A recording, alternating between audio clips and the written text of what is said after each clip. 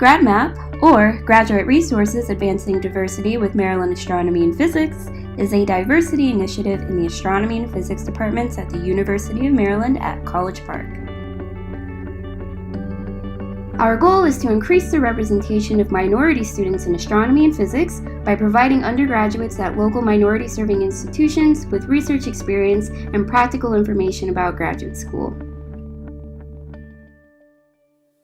I got together a group of graduate students and we put together this program that tried to address the issue that I saw that a lot of marginalized populations, and in particular being in the Mid-Atlantic region, which is full of just historically Black colleges and universities, HBCUs, we just don't see the similar representation of Black students in graduate programs in astronomy and astrophysics, and we don't see it at the University of Maryland. I think one of the biggest ones for graduate school in astronomy and physics is just research. Having the background and the experience to be able to complete really rigorous research projects and complete a PhD. And also, just at some level, whether or not these students want to do this. I found so many undergraduates, even at the University of Maryland, but even going out and doing these events at local minority-serving institutions and historically Black colleges and the community colleges, that a lot of students just don't know what graduate school means in astronomy and physics. And so the program really was aiming to get students this idea of what it means to be in graduate school, what the potential future applications would be, career paths, and then to help prepare them, to help them figure out if that's what they want to do, if they like research, and then help prepare them to be the most competitive applicant possible for astronomy and physics PhD programs. And potentially even coming to Maryland, like identifying excellent students in the region. And so one of the big things we figured out we could do as Maryland, because we have this strength as this large research university, was to provide this 10-day workshop where the students would come, we would cover all expenses, they would really not be responsible for anything other than showing up and being interested and involved.